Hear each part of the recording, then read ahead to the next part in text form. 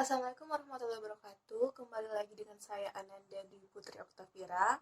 Kali ini saya akan membahas tentang paragraf dalam bahasa Indonesia. Yang pertama, definisi paragraf. Secara umum, pengertian paragraf itu merupakan karangan yang terdiri dari sejumlah kalimat dengan pikiran utama sebagai pengaliannya dan pikiran penjelas sebagai pendukungnya. Ciri-ciri paragraf yaitu mengandung satu gagasan utama yang dijelaskan dengan pikiran penjelas. Pikiran penjelas ini harus betul-betul mendukung gagasan utamanya. Kemudian, gagasan utama dan pikiran penjelas dikemas dalam kalimat lugas dan efektif. Yang terakhir, kalimat yang satu dengan kalimat yang lainnya itu harus serasi. Gagasan utama merupakan pengendali dari bangunan sebuah paragraf. Sedangkan kalimat utama adalah sebuah kalimat yang mengandung gagasan utama atau ide pokok paragraf. Unsur penting kedua dalam sebuah paragraf adalah kalimat penjelas. Kalimat penjelas ini dibedakan menjadi dua, kalimat penjelas mayor dan kalimat penjelas minor.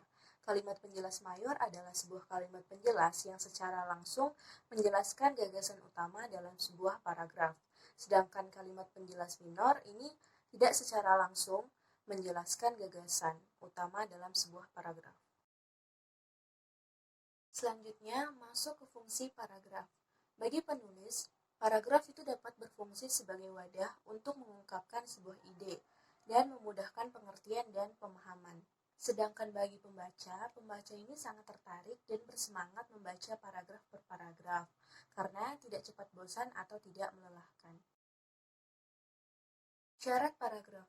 Penulis paragraf itu harus memperhatikan kaidah satuan bahasa seperti ejaan, diksi, tanda baca, dan bentukan kata. Kemudian paragraf ini harus padu serta mengandung unsur kesatuan. Jenis-jenis paragraf. Yang pertama, berdasarkan posisi kalimat utamanya, paragraf itu terdiri dari 5. Yang pertama, paragraf deduktif. Yang kedua, paragraf induktif. Yang ketiga, paragraf deduktif-induktif. Yang keempat, paragraf ineratif. Dan yang terakhir, paragraf menyebar. Yang kedua, berdasarkan gaya ekspresi atau cara pengungkapannya, paragraf itu terdiri dari 5.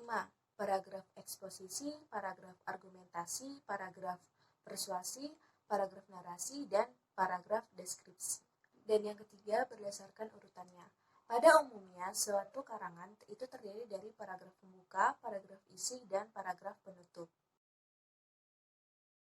Pengembangan paragraf. Yang pertama, pengembangan paragraf alamiah. Pengembangan ini didasarkan pada fakta dan kronologi. Jadi, pengembangan itu harus setia pada urutan dimensi deskripsi. Yang kedua, pengembangan deduksi-induksi. Pola pengembangan ini berhubungan dengan letak dari kalimat topiknya.